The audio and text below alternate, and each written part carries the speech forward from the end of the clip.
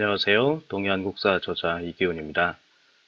한국 고대사의 비밀들을 나름 분석하여 쓴 책이 이 동해한국사인데요.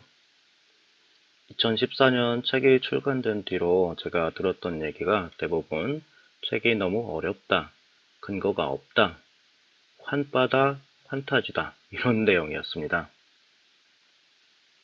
그래서 제가 좀 더 쉬운 얘기로 독자들을 설득하려고 이 영상을 만들게 되었습니다. 사실 이 책을 쓰게 된 배경은요, 동아시아 고대 역사 문화를 제가 혼자 좀 공부를 했었습니다. 근데 이건 아닌데 내가 그동안 알고 있는 역사적 상식이 크게 잘못됐다, 이런 인식이 있었기 때문이었습니다. 그래서 먼저 한국의 고대 역사와 관련해서 중국 북경어원대에 논문을 제출했습니다. 북경대 역사학과 출신 지도교수 정룡, 중국어로는 정롱이라고 하는데요. 이 정롱이라는 교수께서 지도교수를 맡아주셨는데요. 그분은 정치를 떠나서 굉장히 저를 용감하게 지지를 해주셨고, 본인 또한 열심히 노력한 끝에 결국 논문이 통과되었고, 중국에서 석사학위를 취득할 수 있었습니다. 이분이십니다. 그 석사학위 주제가 바로 고대 중국 문명을 창조한 상나라가 한국과 밀접한 관련이 있다, 이런 내용이었습니다. 여기에 논문 표지고요. 중국에서 굳이 논문을 쓴 이유는 석사 과정을 중국에서 했기 때문이기도 하지만, 한편으로는 한국에서 이런 주장을 한다 해도 받아들일 분이 거의 없을 것 같았기 때문이기도 했습니다. 그 논문을 장황하게 풀어 쓴 책이 바로 이 동해한국사였던 것이죠. 동해한국사의 내용과 관련해서 참 할 말은 많은데 이번 회부터 하나하나 설명을 드리겠습니다.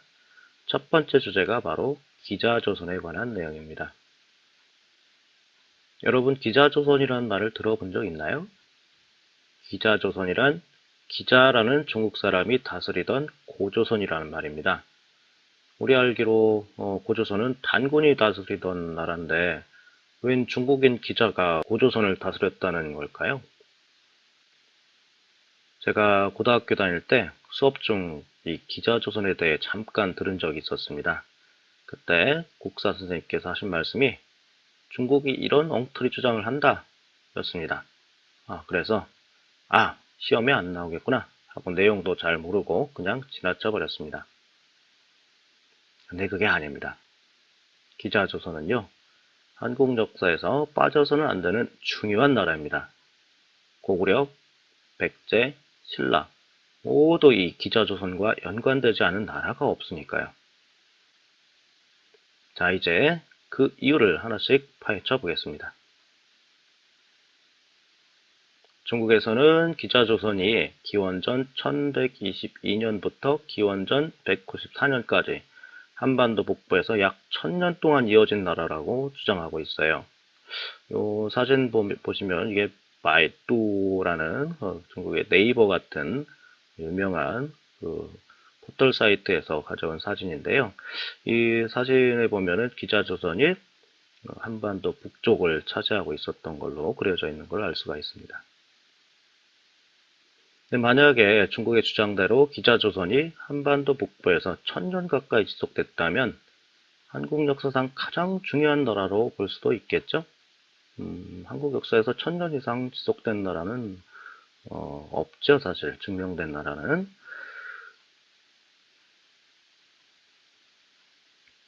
하지만 한국 역사학계에서는 기자조선을 부정하고 있어요. 그렇다면 왜 두 나라의 주장이 이렇게 다를까요? 먼저 기자라는 사람에 대해 알아보죠. 이분은 중국 고대 역사에서 상당히 유명한 분입니다. 기원전 6세기에 살았던 공자는 이분을 원나라의 3대 현인 중 한 명이라고 추켜 세우기도 했습니다. 기자상이고요. 공자의 말대로 기자는 은나라 사람이었습니다. 은나라는 하, 은, 주 이렇게 시작하는 중국 최초 왕조 중 하나인데요.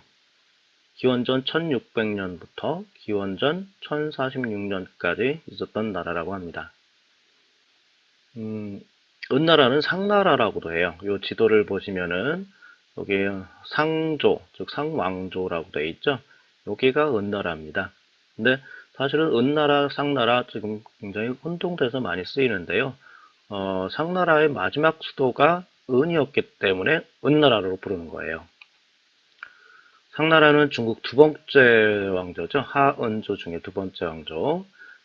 근데 국제적으로 인정받는 중국 첫 번째 왕조이기도 합니다. 여기 하나라가 첫 번째 왕조로 역사서에 기록되어 있는데요. 유물이 나온 게 이 상나라에서 나왔기 때문에 하나라는 인정이 안 되고 상나라만 국제적으로 인정을 받고 있습니다. 자, 은나라는 사실 상나라 수도일 뿐이니까 앞으로는 은나라를 상나라로만 부르겠습니다. 상나라는 주변국들과 지속적으로 전쟁을 하며 성장을 하게 됩니다. 여기 보시면은 파란색 부분이 상나라의 연맹국들이고요. 빨간색 부분이 상나라의 적국입니다. 작은 지도에 보시면은 이 하나라의 영역이 있고 여기 상나라의 영역이 있는데요. 하나라는 상나라에 사실은 밀려서 서쪽으로 이렇게 치우치게 됩니다. 상나라는 좀 약간 동쪽으로 치우쳐 있고요. 이 지도 잘 보세요.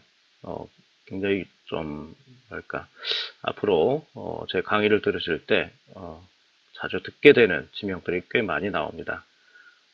여기 은나라, 즉 하나라가 있고요. 하나라를 물리친 은나라가 있고요. 은나라를 물리친 주나라가 있습니다. 그죠? 그리고 여기 엄이라고 하고 박이라고 하는데 뭐 전부 은나라가 수도로 세웠던 것 중에 하나입니다. 그리고 여기 고죽이라고 있는 거 잘 보세요. 이 고죽국도 이 은나라와 굉장히 밀접한 관계를 가지고 있는 그런 국가입니다. 이 파란색 연맹국 말고도 이 오른쪽 이 산동반도인데요. 여기 한국입니다. 한국에 가까운 이 산동반도에 있던 레이, 잘 받으십시오. 이 레이, 6세기 양나라 양직공도라는 그림, 그 사신 그림에는 이 백제 사람이 레이 사람이라고 기록이 되어 있어요. 그리고 회이, 이게 회하라고 하는데요. 화이허 또는 회수라고 하는데 이 회하 근처에 있던 사람들, 귀방, 흉노의 조상입니다. 견융, 전부 흉노의 조상으로 알려져 있어요. 나중에 선비족으로 선비족화되는 사람들입니다. 상나라는 사실 중국 역사를 시작했다고 해도 과언이 아닌 나라예요. 상나라의 가장 큰 공헌은 이 나라 사람들이 한자를 만든 것입니다. 상나라는 정말 갑자기 나타나서 엄청난 문명을 일으킨 미스터리한 나라였어요. 보세요. 이 상나라 사람 모습인데요. 보시면은 뭐 굉장합니다. 뭐 그 이전에는 없었던 뭐 이 쇠에다가 상감, 파란 광물로 상감을 넣고 청동에다가 그리고 여기 보시면은 뭐 굉장히 예술적으로 가치가 높은 이런 청동기들을 만들고 화폐죠. 조개 껍데기, 바다조개인데요. 이 귀한 바다조개를 뚫어서 이렇게 묶어서 들고 다녔습니다. 이게 화폐의 기원이죠. 동아시아에. 그래서 지금도 한자 이 조개패자가 많이 나오는데 이 조개패자는 주로 재물과 관련이 있는 글자들에 쓰이죠. 요건 거북이 배딱지입니다. 배딱지인데 여기에다가 점을 하나하나씩 뚫어요. 점을 뚫은 다음에 밑에 불을 지집니다. 그러면 이 점이 쭉 점을 따라서 이게 갈라지는데 어떤 때는 쭉 앞으로 가다가 오른쪽으로 갈라지기도 하고 왼쪽으로 갈라지기도 하고 이런 걸 보면서 점을 쳤습니다. 요거를 갑골문이 혹시 들어보셨어요? 갑골. 그 갑골문의 갑입니다. 이게 귀갑이라고 해서 거북이의 배딱지입니다. 여기에 나중에 점의 결과를 기록을 해놓은 것이 최초의 한자인 갑골문이 된 거죠. 이 청동기 보세요. 뭐 어린아이 키 정도 되는 이 어마어마한 청동기가 벌써 3,500년 전에 이렇게 제작이 됐다는 게 사실 믿기가 좀 어렵고요. 요거는 지하 제가 볼 땐 40m, 30m 되는 깊이 있는, 유물들이었습니다. 이게 제가 직접 찍은 건데요. 이 중국에서는 이 땅을 파고 궁전처럼 만들어 놨었습니다. 예전에. 거기에다가 4, 5세기에 쓸 물건들을 그렇게 진열을 해 놨습니다. 이 마차도 참 놀라운 유물이죠. 우리는 뭐 로마 시대의 마차를 많이 보는데, 로마는 뭐 기원전 8세기 나라인데 이 마차가 만들어진 게 거의 기원전 13세기 이 정도 됩니다. 굉장히 오래된 마차죠. 여기 보시면은 그 왕의 무덤에 마차 한두 대가 아닙니다. 꽤 많은 마차들이 묻혔는데요. 말들이 살아있는 대로 살은 채로 이렇게 그 죽임을 당하고 같이 묻혔어요. 요 마차 뒤에 보면 또 사람들이 이렇게 뼈가 이렇게 있는 게 보입니다. 역시 살아있던 사람을 죽여서 같이 묻은 거예요. 이걸 순장이라고 하죠. 당시에 왕을 모시던 근위병쯤 되는 것 같아요. 그 사람들을 같이 묻어서 왕을 4, 5세기에 보필할 수 있게 했던 그런 모습을 우리가 볼 수가 있습니다. 그런 위대한 상나라에서 상나라에 여러 왕이 있었겠죠. 그런 왕 중에서 주왕이라는 왕이 있어요. 그 주왕의 삼촌, 숙부, 작은아버지가 바로 기자입니다. 따지고 보면 기자는 정말 대단한 왕족이었죠. 자기가 사실 이 조카 대신에 왕이 될 수도 있었을 것 같아요. 당시에. 그죠? 근데 뭐 어쩌다가 조카가 왕이 됐는데 왕을 빼앗겼는데 어쨌든 대단한 왕족인 것을 알 수 있습니다. 그런데 기자의 조카인 주왕이 음주와 쾌락에 빠져서 국가를 위기에 빠뜨리고 맙니다. 이 사진을 보시면은 왼쪽이 주왕이고 오른쪽이 주왕이 사랑한 애첩 달기입니다. 이 달기라는 여자는 매우 성격이 잔인하고 음란해서 주왕을 타락시켰다고 전해지고 있습니다. 그래서 주왕 주변에 주왕의 잘못을 책망하는 귀족들이 많았는데요. 주왕은 그런 자들을 핍박하고 죽였습니다. 왕에게 이렇게 충고하던 사람 중 하나였던 기자는 왕이 자신의 말을 듣지 않자 결국 머리를 풀어 헤치고 미친 사람처럼 신세 타령을 하다가 주왕에게 걸려서 감옥에 갇히게 됩니다. 이렇게 왕이 정신 못 차리던 중에 상나라가 진짜 멸망을 하게 돼요. 이게 기원전 1046년으로 예상하고 있습니다. 이 상나라를 멸망시킨 나라는 원래 상나라에 속해 있던 상나라 서쪽의 작은 나라 주나라였습니다. 여기 보시죠. 아까 기억나시죠? 이쪽 상나라, 은나라라고 되어 있는 옆쪽에 주나라인데 이 주나라는 사실은 고대의 하나라하고 가까운 지역이죠.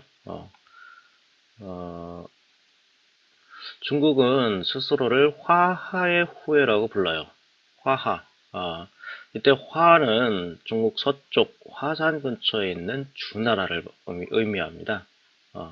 화산의 화자죠. 하는 즉 상나라한테 망한 하나라를 상징하는 글자입니다. 여기가 지금 화산이 있는 지역인데요.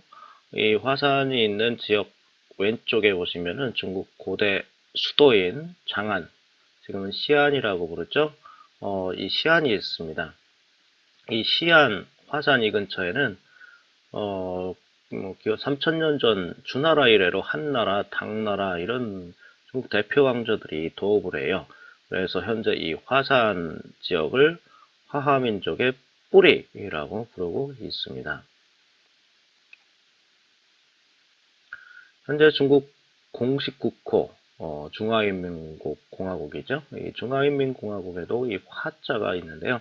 이렇게 민족명이라든가 국호 이런 데 주나라를 상징하는 화자가 이렇게 들어가 있는 걸 보면은 3000년 전에 상나라를 몰아낸 주나라의 영향이 중국인들한테 얼마나 뿌리 깊게 남아있는지 알 수가 있어요. 화교, 중국, 교포, 중국 교포, 중국 교민을 화교라고 부르죠. 2009년에 제가 서울에 있는 중국문화원을 방문했다가 이 책을 보고서 좀 인상 깊어서 사진을 찍은 건데요. 중국 국무부에서 중국 역사 상식이라는 공인 역사서를 발간합니다. 거기에 보면은 이쪽 화하족이 살던 지역이 표시가 되어 있어요. 이게 제가 찍은 사진인데 좀 구겨져서 정확지가 않아가지고 제가 다시 그린 그림이 오른쪽에 있습니다. 이 화하족은 서쪽에 있었고요. 동부 평원, 이쪽 평원지대죠. 이걸 중원이라고 부릅니다. 여기를. 이 동부 평원은 동해 영토로 그려져 있어요. 여기 동해부락, 화하부락 이렇게 되어 있죠. 파란색 부분은 혹시 여러분 치우 아시는지 모르겠어요. 그 고대, 그러니까 하나라보다 이전이죠. 하나라보다 이전에 있던 그 용산 문명이라고 하는 동해 문명의 수령 이름이 치우였습니다. 이 치우가 다스리던 지역까지도 이렇게 표시를 해놨더군요. 아무튼 이 화부족은 산지에 살던 약서부족이었고 동해부족은 중국의 평지를 대부분 차지하고 있던 강한 부족이었습니다. 그래서 현재 중국에서 스스로를 이제 화하의 후예라고 강조하는 것은 좀 모순입니다. 왜냐하면은 화하는 중국 중원, 요 동해부족이 살던 중원의 준이던 동해족을 몰아내고 차지한 사람들, 즉 침략자니까요. 화하족만 강조하면 안 되겠죠. 아무튼 주나라는 세력이 약했어요. 서쪽 산지에 있었기 때문에. 그래서 상나라가 동쪽의 레이, 회이 등의 다른 동해족과 큰 전쟁을 일으키자 이를 틈타 상나라를 점령하게 된 것입니다. 무슨 얘기냐면요.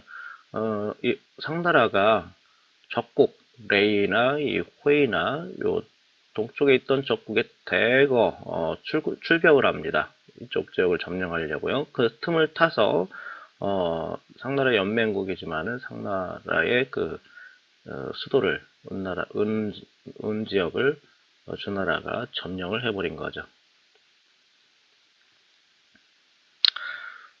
이제 상나라를 물리친 주나라 무왕은 감옥에서 기자를 석방합니다. 이게 주나라 무왕인데요. 희발이라고 합니다. 분명히. 주나라 무왕은 평소 기자의 훌륭함을 익히 알고 있었어요. 그래서 기자한테 자기가 이 큰 나라 상나라를 빼앗았는데 어떻게 다스려야 되는지에 대해서 물어봅니다. 그러자 기자는 새로운 왕이 된 주나라 무왕한테 세세하게 통치 원리를 가르쳐 줍니다. 근데 뭐 기자는 상나라 사람이죠. 그것도 상나라 왕족, 상나라 왕이 될 수도 있던 사람이라서 뭐 원래 상나라의 신하나라였죠. 주나라가 상나라 신하나라였던 주나라의 복종에서 살기 어려웠을 겁니다. 그래서 기자는 주나라 그 신하가 되는 것을 거부하고 상나라 동북 쪽에 있었던 조선으로 망명을 합니다. 기자가 망명한 조선이라는 나라는 사실 고조선을 말합니다. 근데 고조선이라는 나라는 없습니다. 역사서에. 이성계 할아버지가 세운 이시조선이죠. 1392년에 세운 이시조선이 뭐 비교적 최근에 있는 조선이라서 옛날 이시조선 이전에 옛날에 있던 조선이라는 의미로 이제 고조선 옛 고자 써서 고조선이라고 하는데요. 사실 이런 국호는 없습니다. 편의상 부르는 거죠. 원래 호칭은 조선이 맞습니다. 여기 보시면은 고대 고조선 영역이 나와 있는데 이거 뭐 전체는 뭐 동해 영역이라고 하는데 여기는 큰 영역은 동해 영역이고 여기는 고조선 영역이라고 예전 교과서에 그려놓고 있습니다. 중국에서 제일 권위 있는 고대 역사서가 이 사마천이 지은 사계입니다. 이 사계에 보면은 주나라 무왕이 기자를 조선에 임명했다, 봉했다라고 기록하고 있어요. 근데 조선은 당시 주나라가 점령한 땅이 아니에요. 주나라와 상관이 없는 독립국이었습니다. 그래서 조선에 봉해졌다는 말은 틀리고요. 망명했다는 말이 맞습니다. 사계 기록은 이렇게 되어 있죠. 무왕, 즉 상나라를 물리친 무왕은 기자를 조선에 봉했는데 기자를 신하로 대하지는 않았다. 신하로 대할 수가 없었던 것이죠. 당시 상나라는 주나라에 완전히 패해서 수도가 폐허가 되고 사람들 대부분이 강제로 멀리 이주를 당합니다. 사기의 당시 상황을 이렇게 기록하고 있어요. 성왕, 준무왕을 이어서 왕이 된 이 성왕이 은나라, 즉 상나라의 남은 사람들을 다른 곳으로 옮겨버렸습니다. 그리고 주공을 대장으로 동쪽으로 회의를 정벌 하고 엄을 멸망시켰다. 라는 기록이 있어요.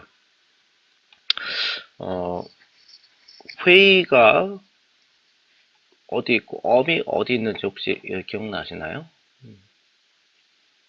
아까 말씀드렸지만 요 회의 그리고 엄 여기 있습니다. 즉 주나라가 이 동쪽에 있던 나라들을 상나라 연맹국이건 상나라 적국이건 전부 지금 몰아내기 시작을 한 거죠. 더 동쪽으로.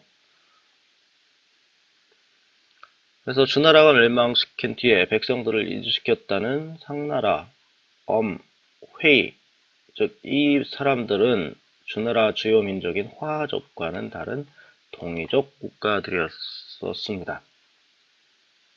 아까 다시 보여드리면 이쪽에 있던 사람들이죠. 아까 영역 봤었죠? 그 동해와 화하의 영역, 이쪽을 동이 사람들이라고 합니다.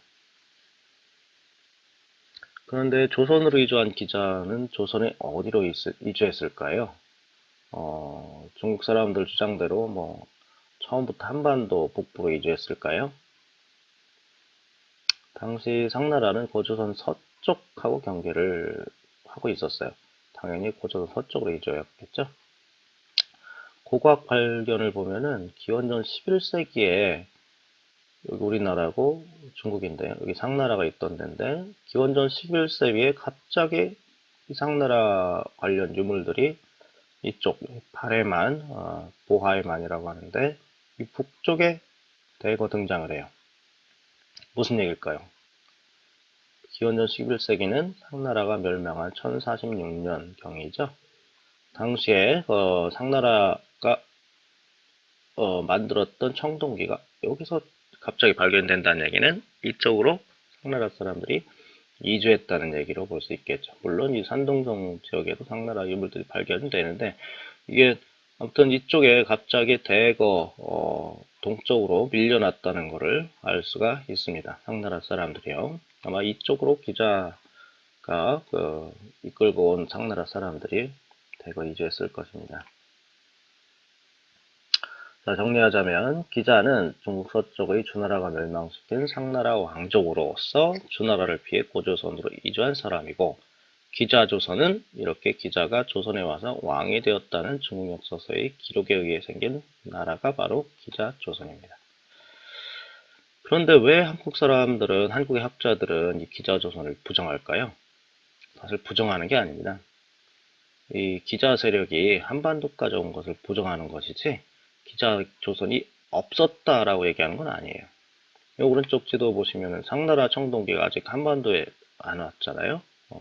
그래서 이제 한국과 기자조선과는 관련이 없다라고 학자들이 얘기를 하는 거죠.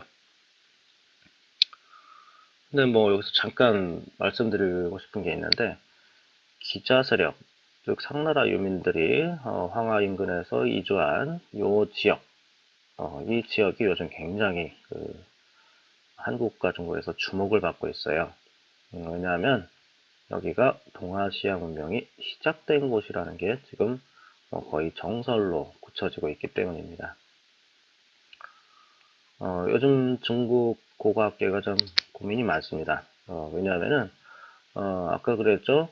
화하의 뿌리가 되는 중국 섬서성, 산시성이라고 하는데 이 산시성도 아니고 황하 중류, 즉 중원이라고 하는 중원도 아니고 요 만리장성 넘어 자기들이 오랑캐라고 부르던 소라고 부르기도 하고 산룡이라고 부르기도 하고 뭐 동이라고도 부르기도 했던 요 지역 사람들이 살던 땅에서 중국 최초의 고대 국가 형태가 나타나고 있고, 중국 최초의 옥기가 나타나고, 중국인의 상징인 용유적이 최초로 발견이 되고, 다양한 문명들이, 즉 중국의 원형을 고스란히 간직한 문명들이 여기서 발견이 되는 거예요. 이 사진은 제가 중국에 갔을 때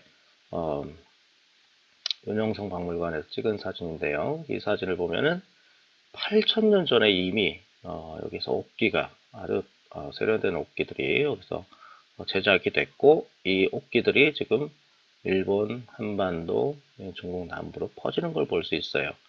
즉 8,000년 전이면은 뭐 동아시아 문명이 시작되던 시기인데, 이 동아시아 문명 시작된 이 시기에 가장 앞선 문명이 어디 있었냐면은 바로 이 지역이었다는 거죠.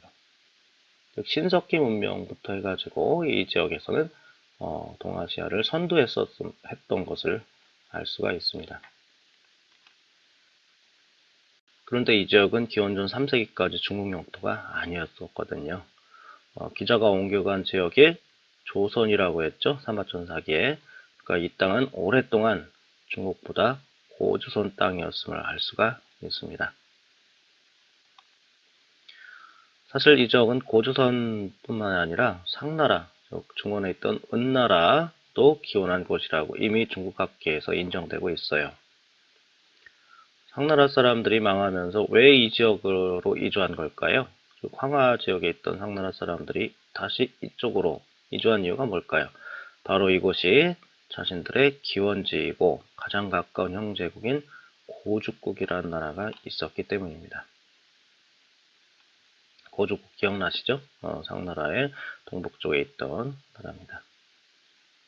어쨌든 이 지역은 동아시아 문명이 시작된 곳이자 중국 역사서에 기록된 상나라 유민이 이주했다는 조선이 있던 지역이었다라는 사실을 알 수가 있습니다.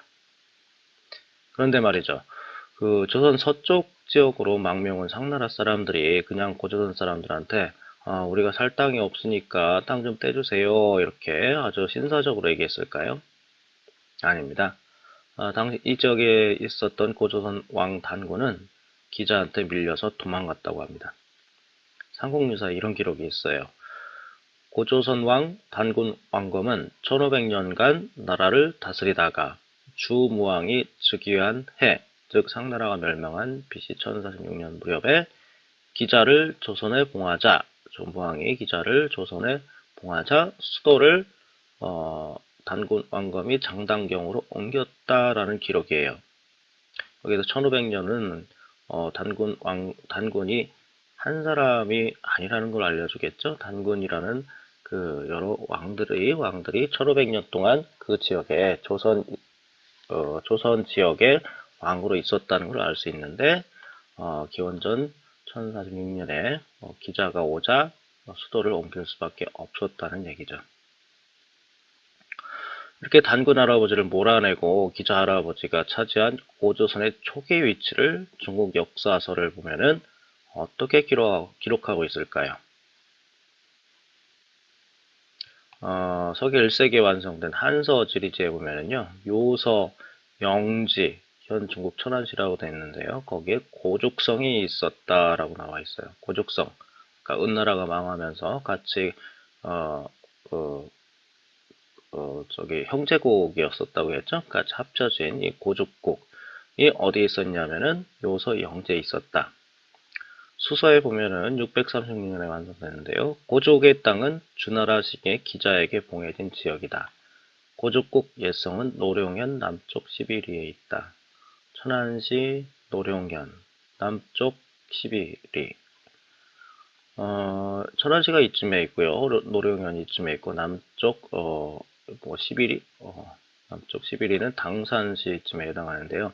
즉 천안, 당산, 노룡 요 지역에 고죽국과 상나라가 있었다라는 얘기입니다. 구당서를 보면 이런 얘기가 있어요. 당나라식의 역사서 구당서. 요동의 땅은 주나라가 기자에게 준 나라이다. 요동.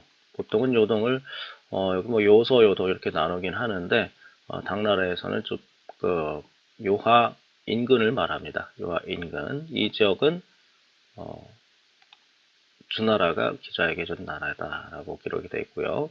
1695년에 가능된 일지록이라는 책에는 조선성은, 즉 고조선은 영평부, 즉 난하 서안에서 북경 지역입니다.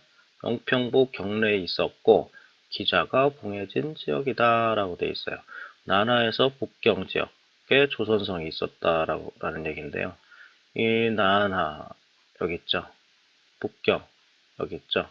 여기에 뭐가 있었다? 조선성이 있었다 라는 얘기입니다. 기자가 봉해졌던 땅이 바로 이 지역이라는 얘기예요.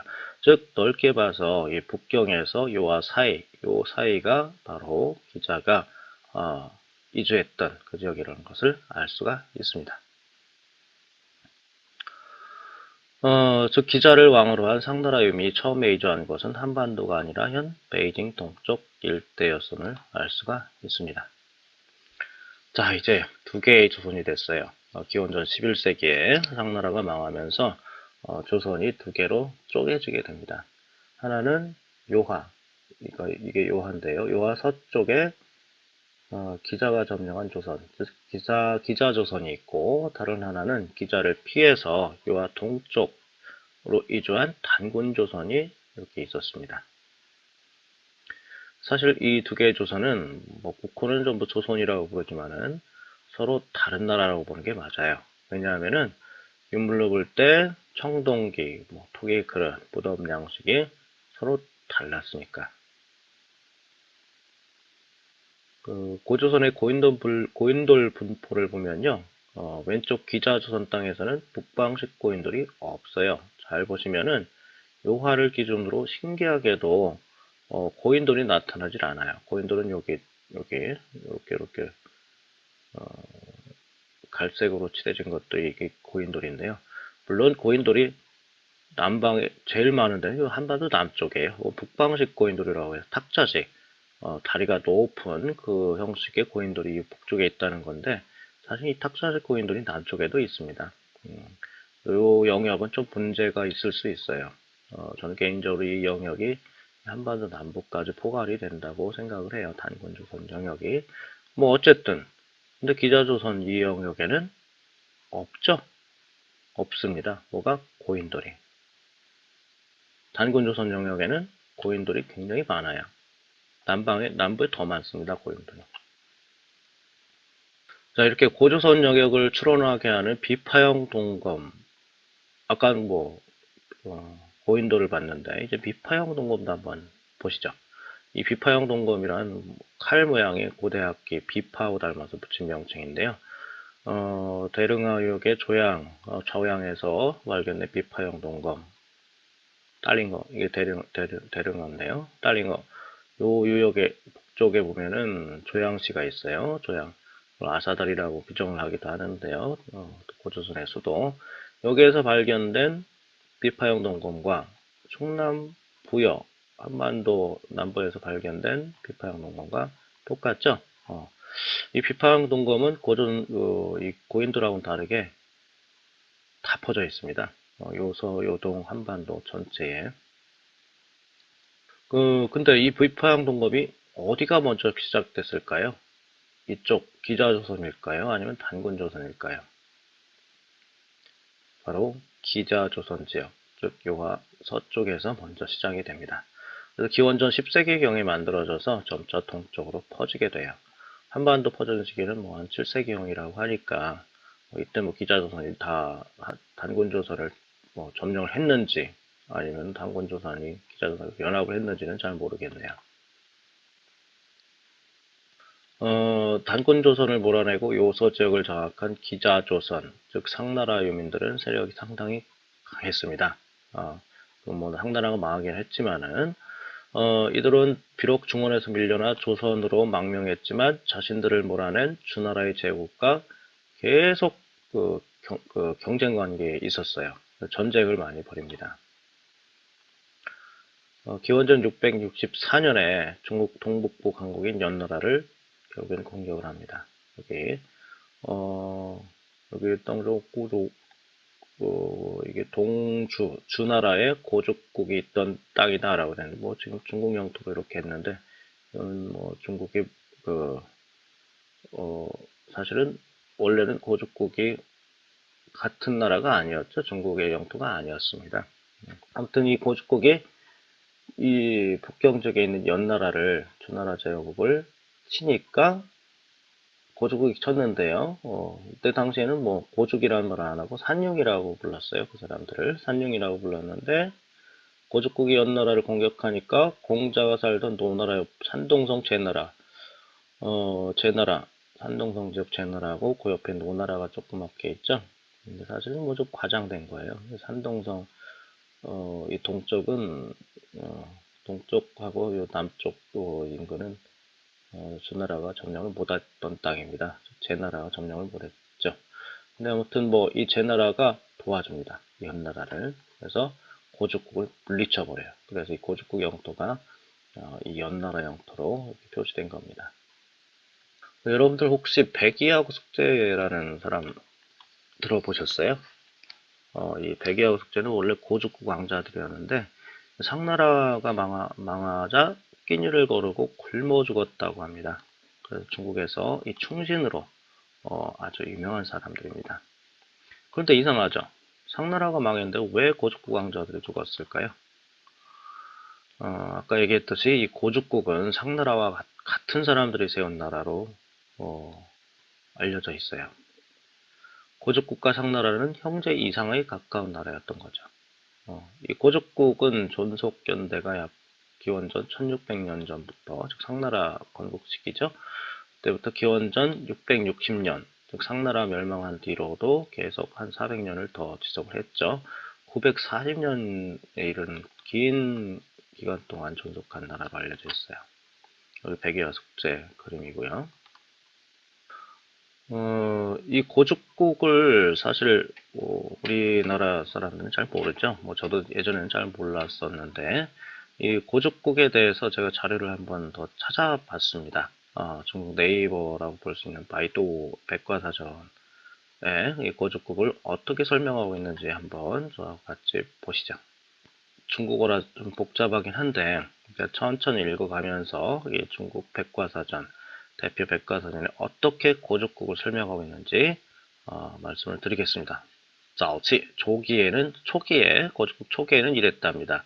约公元前 1600년 전 대략 기원전 1600년 전에 꾸루仙人 고족국의 조상들 선인들이 为先上不如末世一之 선상부족, 즉 상나라 선조, 즉 상나라 이전 묵시의 일파였다라는 얘기예요.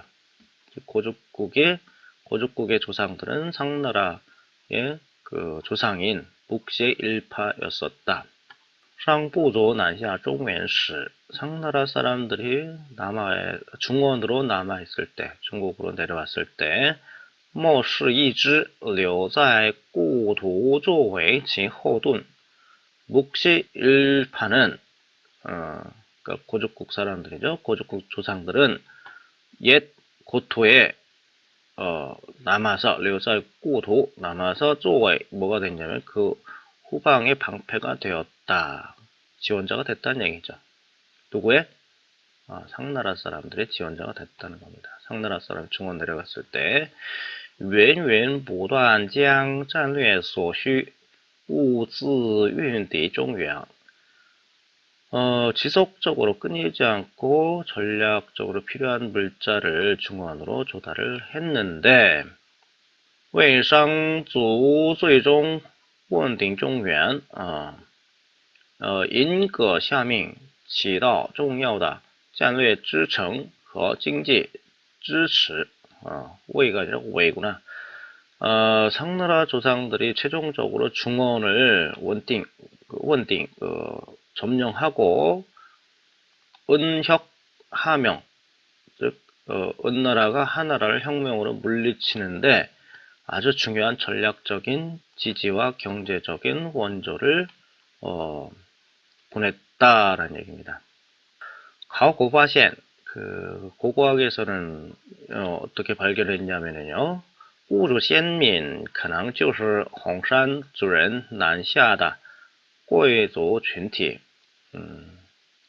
고죽국의 선민들은 즉 조상들은 홍산 문화 지역의 지역 사람들이 남아한 귀족 집단이었다라고 얘기를 하고 있어요.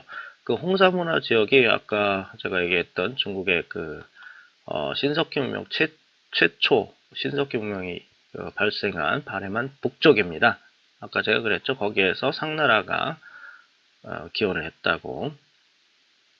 고조선과 상나라가 기원했던 지역이에요. 홍산 문화 지역입니다. 중국 최초의 문명지. 정치 중기에는 이렇습니다. 商代中叶孤儒国发展到了鼎盛时期. 상나라 중엽에는 고죽국이 아주 전성 시기에 이르게 됩니다. 상나라가 발전하면서 北方和东北地区的物资转运贸易多在其间进行. 북방과 동북 지역의 물자들이 무역이 이루어졌는데 대다수가 그 사이에서 이루어지게 됩니다. 즉 동북 지역과 북방 지역의 대부분의 물자들이 고죽국을 통해서 이루어졌다는 얘기입니다. 这个时期的孤儒国, 이 시기의 고죽국은 无论文化经济都较发达, 문화건 경제건 모두 발달했었고, 声名四海, 이름이 사해에 드날렸습니다. 殷墟甲骨亦有多件甲骨记载故主之事. 은허 갑골 역시 무슨 얘기냐? 은허라는 거는 은나라의 폐허라는 뜻인데요. 안양시에서 나온 은나라의 유적지를 말합니다. 은허. 은허의 갑골문에는 역시 많은 여러 건의 갑골 기록이 고죽국의 일을 기록하고 있습니다. 얘기입니다. 자, 완치. 후기죠. 나중에는 어떻게 됐냐면은 샹보 상나라 말기에 고주고 웨이시조 분화 고죽국이 서주 주나라로부터 떨어져 나오게 된다. 즉 주나라와 관련이 없는 나라입니다. 이 고죽국은 시조 在其西部建立了燕国. 서주 즉 주나라가 서주가 먼저 있고 나중에 동주로 옮겨가죠. 주나라 초기에 그 서부 지역에 연나라를 세웁니다.燕国는 그 북경 지역에 있는 나라죠. 아까 그 고죽국하고 싸웠다는 나라. 이 나라를 주나라가 세우게 돼요. 管控孤儒及北方属地和方国. 고죽국과 그 기타 북방의 속지, 자신들의 자기 속지라고 부르는 속지는 아니죠. 그 지방의 방국들을 관리하게 만듭니다. 즉 그 북방 지역을 관리하게 한다는 겁니다. 연나라를 세워서. 箕子东迁使, 찌즈가 동치엔시, 그 기자가 동쪽으로 옮겨갈 때, 大部孤儒先民同往朝鲜. 대부분 고죽국의 조상들도 조선으로 같이 갔다. 즉 기자가 동천할 때, 즉 은나라 사람들이 동쪽으로 쫓겨갈 때, 주나라에 쫓겨갈 때 대부분 고죽국 사람들도 같이 조선으로 갔다. 아주 중요한 사실이죠. 즉 상나라 유민들이나 고죽 사람들이나 모두 고조선으로 이주를 했다는 얘기입니다. 그래서 此时的孤儒国已名存实亡. 이 시기의 고죽국은 이미 이름은 있지만은 실체가 망해버린 나라가 됐다고 합니다. 公元前664年山戎出兵伐燕国. 기원전 664년에 산룡 이 출병해서 연나라를 칩니다. 아까 산융은 고죽국을 말한다고 했죠. 그래서 연상齐国 求援, 연나라는 제나라한테 구원을 요청하고요. 원조를 요청하고 지황공 为救燕出兵伐山戎. 제나라 환공은 为救 연나라를 구하기 위해서 병사를 출병시켜서 산룡을 정벌한다. 그래서 이런 기록이 나와요. 北伐山戎弗令之斩孤如而乃归. 산룡을 정벌하고 북쪽으로, 그리고 령지를 이것도 역시 뭐 정벌하다는 뜻입니다. 정벌하고 고죽국도 참하여 목을 베어 얼난归남쪽으로 돌아왔다. 즉 산융, 영지, 고죽 요 북방의 상나라와 관련된 나라들을 치고 남쪽으로 돌아왔다는 얘기입니다. 至此 이때 이르러 고죽국 고죽국은 先见史书记载 드문드문 거의 안 보였다는 얘기예요. 즉 역사서 기록에 거의 보이지 않게 된다. 좀 내용이 좀 어렵네요. 정리하면 고죽국이 원래 상나라와 조상이 같았는데 상나라가 중원으로 내려갔다가 망하자 고죽국과 함께 고조선으로 이주했다라는 얘기예요. 즉 상나라가 고죽국과 함께 고조선으로 이주했다. 언제? 상나라가 주나라한테 망했을 때. 자, 이에 더해서 7, 8세기 당나라 역사서, 부당서에 이런 말이 있어요. 고구려 땅은 원래 고죽국이었다. 주나라 시기에 기자에게 봉해졌으며 한나라 시기에 세 개의 군으로 나뉘었다. 고구려를 까오리즈디라고 부당서에 써 있어요. 고려라고 또 불렀습니다. 고구려가 고죽국이었대요. 원래 고구려 땅이. 자, 그럼 이렇게 고죽국과 상나라, 고조선 이 두 나라가 고조선으로 이주하고 고죽국이 고구려의 또 기원지라면 고조선과 고구려를 이은 한국, 이 한국도 고죽국하고 기자조선, 즉 중국文명의 창시자인 상나라, 기자조선은 상나라의 유민이니까요. 이런 나라들하고도 굉장히 깊은 관계가 있다고 볼 수 있죠. 제 말이 틀렸나요? 굉장히 중요한 사실입니다. 자, 다시 한번 정리를 해드릴게요. 지금까지 제가 한 얘기는 첫 번째 1번 상나라와 고죽국은 같은 조상을 둔 나라로 동아시아 최초 문명지 홍산문화지역, 여기 홍산문화지역입니다. 홍산문화지역에서 남쪽으로 남하했다. 여기 조양시가 이 근처에 있는데요. 조양시가 이 근처에 아사달이라고 했죠. 아마 고조선 문명인 것 같아요. 이 근처가. 그중 상나라 조상들은 중원으로 남하했고, 여기 2번 고죽국은 요소에 그대로 남아있었어요. 상나라가 서쪽 주나라 이쪽이죠. 이쯤에서 산지에서 내려온 주나라 사람들에 피해서 조선 서쪽 고죽국 쪽으로 다시 회귀합니다. 상나라를 받아들인 고조선 서쪽 고죽국, 즉 산융은 여기 와서도 계속 중국을 견제하죠. 그래서 공격을 했는데 실패합니다. 664년에. 결국에는 고구려가 이 고죽국을 이어받죠. 여기까지 이제 고죽국이 결국에는 고구려의 기원이 된다는 얘기입니다. 사실 본격적인 이야기는 지금부터입니다. 고조선 서쪽으로 이주한 상나라의 주민들은 기원전 3세기에 중국 연나라의 공격을 또 받습니다. 그래서 대거 동쪽으로 이주해요.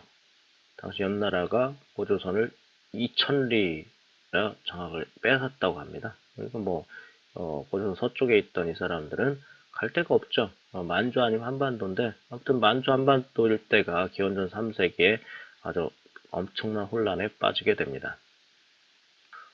이렇게 이 혼란을 피해서 이주한 이 기자조선 세력들이 부여와 고구려 또 한반도의 지도 세력으로 성장을 하게 됩니다. 특히 이들이 신라와 깊은 관련을 맺게 되는데요. 그 신라와 관계가 이렇게 깊어지는 과정은 제가 다음 강의에 자세히 설명을 드리겠습니다. 아무튼 신라하고 고대 중원의 기자조선, 상나라가 이주한 기자조선이 연결이 돼 있다면 신라를 이은 한국에도 그 증거가 남아 있겠죠. 한국을 신라가 통일을 했으니까요. 사실 한자를 만든 상나라 문화를 보면은 현재 중국보다는 한반도에서 찾는 게 더 빠릅니다. 한반도에 그만큼 한자에 담겨있는 문화가 고스란히 지금 유지가 되고 있습니다. 그 예를 한번 몇 가지 말씀을 드리겠습니다. 이 고배라고 하는데요. 높을 꽃자의 잔배자입니다. 그 손잡이가 높은 잔이라는 뜻입니다. 이 잔은 지금도 쓰죠. 주로 제사 지낼 때, 신한테 신을 높이기 위해서 아주 그 귀한 그릇으로 쓰는 게 이런 고배인데요. 이 고배가 사실은 중국에서 왔지만은 중국 사람들이 고대에 쓰지를 않았습니다. 무슨 얘기냐면은 약 한 1700년 전, 뭐 거의 3세기경에 이 한반도의 그 부여라든가 고구려, 뭐 삼한 이 지역을 방문했던 중국 그 사신이 이런 얘기를 해요. 여기는 아직 이러한 그릇을 쓰고 있네. 역시 예의를 아는 사람들이군. 무슨 얘기예요? 중국은 사라진 거죠, 이 고배 문화가. 근데 한국은 한반도와 이 만주, 일본 지역은 그 고배를 여전히 쓰고 있던 겁니다. 무슨 얘기일까요? 동이 문명이, 즉 중원에 있던 이 동이 문명이 이주한 겁니다. 우리가 먼저 만든 거 아니에요. 이 산동성이라든가 중원, 즉 상나라의 수도 은이라든가 요동반도 북쪽, 뭐 한반도 보면은 처음에 기원전 10세기 이전에는 이런 그릇이 없어요. 근데 상나라가 멸망하면서 점차 이 그릇이 한반도에 퍼지게 됩니다. 이 예자를 보면 잘 드러나요. 예의 예자. 신전 앞에서 풍성한 곡식을 담은 풍성한 곡식을 이게 두자라고 하는데 이게 고배입니다. 굽이 높은 그릇 위에 담아서 제사를 지내는 모습이에요. 이 예절 예자가 이 높은 그릇에서 이제 그 곡식을 담은 모습인데 이런 풍습이 중국에 있나요? 없죠? 없습니다. 지금 우리는 많죠. 뭐 이 고배, 뭐 제사용 그릇 보면은 뭐 엄청나게 많이 쌓아요. 뭐 다과도 막 다식인가 그것 많이 쌓고 고기도 많이 쌓고 그 모습이 여기에 드러나 있어요. 여러분 제가 갑골문 설명을 했는데요. 갑골문이 갑은 거북이의 배딱지고 골은 소나 큰 동물들의 견갑골, 즉 어깨뼈입니다. 갑골, 그래서 갑골이라고 하는데 이 갑골에 글씨가 써진 거를 갑골문이라고 해서 불과 십몇 년도 안 된 것 같아요. 한반도에는 이게 나올 리가 없다라고 단언을 했었습니다. 이거는 중국의 본명이다. 견갑골, 즉 갑골에다가 점을 이렇게 파서 불로 지져서 금이 가는 모습을 보고 점을 치는 모습. 제가 박물관들을 여러 군데를 돌아봤는데 지금은 곳곳에 이런 것들이 전시되어 있더라고요. 이 갑골 풍습이 중원에만 있던 게 아닙니다. 중원은 일찍 사라졌어요. 사라지고 결국엔 한반도에 서기 철기 시대에 나타났다가 기원 이후에 일본으로 넘어갑니다. 여기는 뭐 기원 한 5세기, 기원전 5세기 유물이고요. 최초의 발생지는 옛날 조선이 있던 고조선 지역이었고요. 그러다가 중원으로 기원전 16, 17세기에 원나라 지역으로 내려왔다가 다시 이쪽으로 이주한 거죠. 이 풍습이 한자에 드러나 있습니다. 여기 얼굴이고요. 여기 불화자 두 개가 아닙니다. 사실은 사람 큰 대자, 큰 사람 뭐 목, 어깨, 배 점 4개가 있는 건데 사람 몸에 점을 찍은 거예요. 요게 아까 금간 모습, 이거는 말하는 모습, 점치는 모습입니다. 즉 사람에다가 사람 몸에다가 이렇게 이거 보이시 점 찍은 거, 뭐 점을 칼로 뭐 어떤 날카로운 손으로 점을 찍듯이 사람 몸에다 점을 찍는 거. 그래서 점이라는 말이 나와요. 점 조그만 점이 있죠, 점. 이런 풍습이 계속 한반도에 있었다는 겁니다. 이 돌칼, 반달 돌칼이 뭐 우리나라 청동기의 대표적인 유물 중에 하나죠. 이 반달 돌칼, 우리가 기원이 아닙니다. 약 기원전 2500년 전 뭐 용산 문화, 그러니까 치우 얘기를 또 처음에 했었는데요. 치우가 일으킨 이 용산 문화의 영향을 받은 게 우리나라 반달 돌칼입니다. 청동기 시대, 기원전 10세기 이후에 등장을 해요. 그 중국 동해 문명을 이은 거죠. 이게 어디에 드러나냐면은 이게 그 농자, 이게 두 개가 같은 글자입니다. 농사 농자인데 밑을 보면 사람이 이게 세문한 돌입니다. 세문한 돌을 가지고 곡식을 자르는 모습이에요. 이게 두 손으로 세문한 돌을, 이런 반달 칼을 가지고 곡식을 자르는 모습이 토대에 이렇게 변화합니다. 뭐 세문한 돌은 이건 돌석자의 기원이기도 하고요. 이런 풍습이 들어가 있고요. 이 한반도로 이주한 거죠. 이걸 보면 참 기가 막혀요. 뭐 6세기인가 5세기에 그 한반도 백제에 방문했던 중국 사신이 이런 얘기를 해요. 백제 여자들을 보니까 처녀 쪽에는 머리를 따서 뒤로 들이었다가 시집 가면은 두 갈래로 나눠서 머리 위로 틀어 올린다. 처녀 쪽에는 즉 시집 안 갔을 때는 느리고 시집 갔을 때는 머리를 위로 올린다. 이 글자가 무슨 글자죠? 아내 첫자입니다. 결혼한 여자 아내 첫자. 요렇게 보이는 요게 손입니다. 위에는 머리가 풍성한 머리 모습이고요. 이 밑에는 여자가 무릎 꿇고 앉아 있는 모습이에요. 중국 학자들은 이걸 갖다가 여자의 머리를 강제로 잡아서 약탈혼, 즉 여자를 결혼하려고 빼앗는 모습이다, 이렇게 해석하고 있는데 풍습을 모르니까 그렇죠. 이 풍습은 결혼한 여자, 즉 아내가 될 사람은 머리를 올린다라는 뜻입니다. 중국에는 없죠, 이런 풍습이. 한반도에 남아있는데 이 한반도 풍습이 과연 한반도 풍습이었느냐, 원래부터 그거는 아니라고 봅니다. 이 절하는 풍습도 이거 원래 중국 거 아니냐 이렇게 생각할 수 있는데요. 중국에 절하는 분 봤습니까? 이렇게 공자가 이렇게 절하는 거 보고 무릎 꿇고 절하는, 무릎 꿇은 모습 되게 싫어했습니다, 공자 어르신도.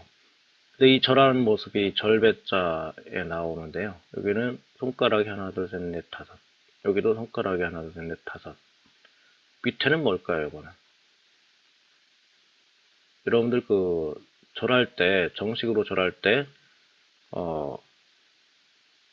왼손이 오른손 위로 올라가는 거 아시죠? 이 기호는 밑을 나타내요. 아래를 나타냅니다.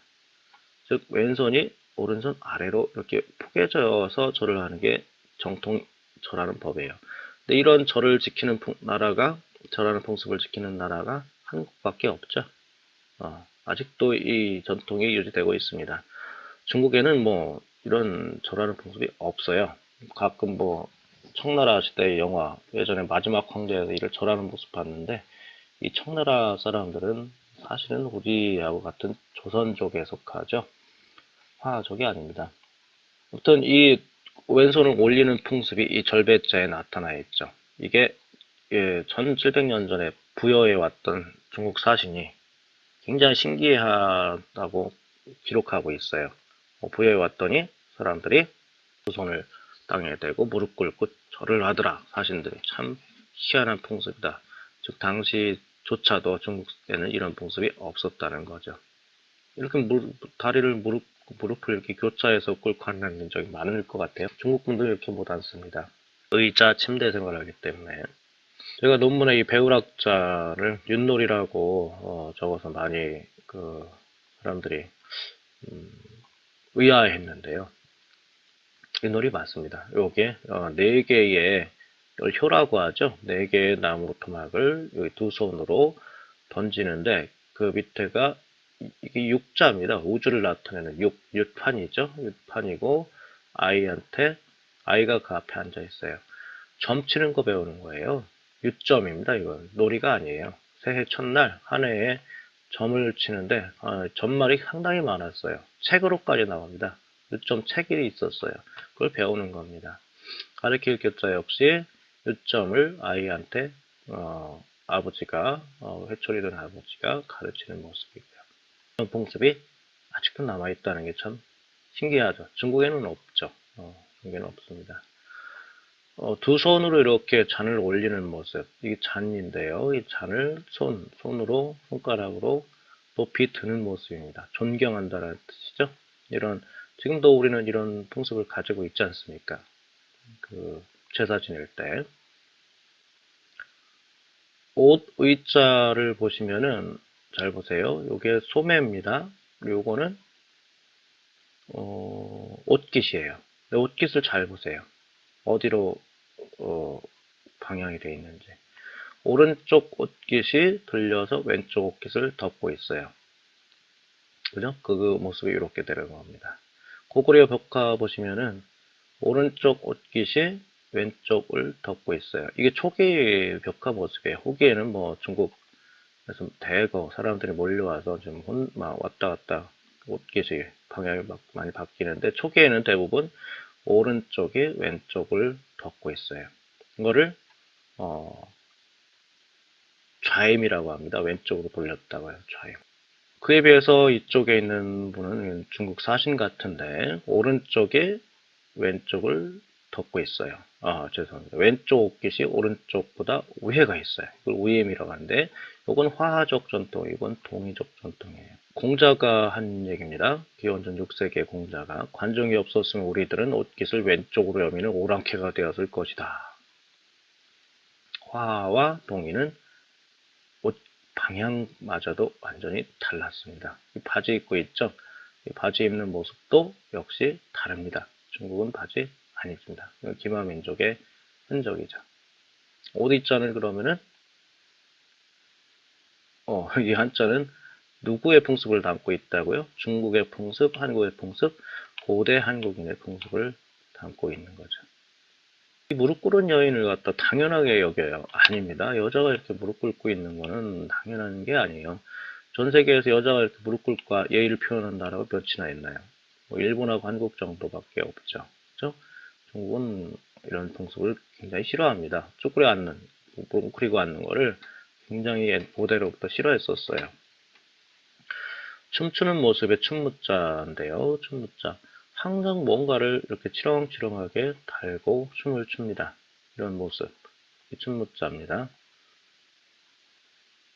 이렇게 이거 외에도 상당히 많은데요. 이렇게 고대 문명이 현재 한국에 이어지고 있습니다.